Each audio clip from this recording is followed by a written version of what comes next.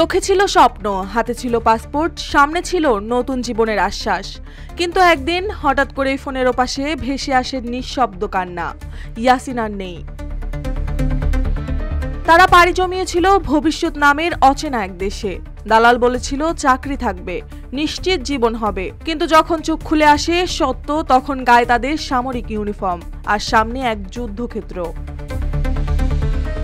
ইয়াসিন শেখ মাত্র 22 বছর বয়স, চট্টগ্রাম থেকে রওনা হয়েছিল রাশিয়ার পথে। দালাল বলেছিল চীনা কোম্পানিতে কাজ দেবে, কিন্তু ডিসেম্বরে তাকে তুলে দেওয়া হয় রুশ বাহিনীর হাতে।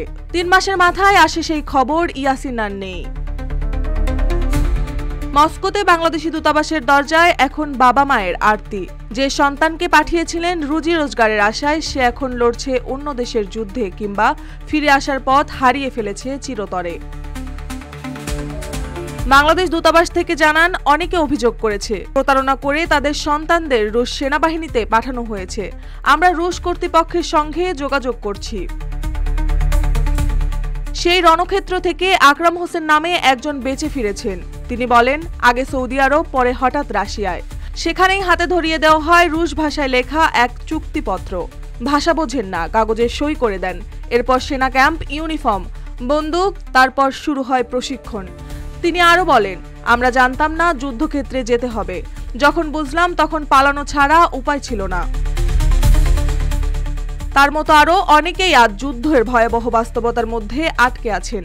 কারো বাড়ি ফেরার চেষ্টা সফল হয়েছে, তো কেউ আবার নিখোঁজ হয়েছে চিরতরে। শুধু বাংলাদেশ নয়, ভারত, নেপাল, শ্রীলঙ্কা থেকেও তরুণদের নেওয়া হচ্ছে রাশিয়ায়। বলা হচ্ছে এটা বৈধ, বলা হচ্ছে চুক্তি হয়েছে, কিন্তু কেউ জানে না কিসের চুক্তি, কিসের কাজ আর কিসের মৃত্যু।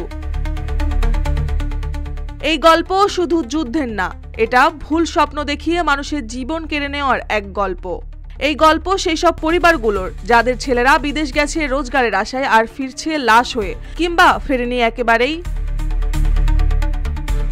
ভিসা, চাকরি, উন্নত জীবন, এই 3টি শব্দ যেন হয়ে দাঁড়িয়েছে মৃত্যুর ফাঁদ। প্রতারণার দায় কার? সেনা চুক্তির আড়ালে যে কান্না, তাকে আমরা দেখছি? এইসব প্রশ্নের উত্তর আমাদের খুঁজতে হবে, কারণ প্রত্যেক ইয়াসিনের পেছনে রয়েছে একটি পরিবারের স্বপ্ন আর এক বিধ্বস্ত মায়ের প্রার্থনা। মার্জিয়া মৌ, রূপালী বাংলাদেশ।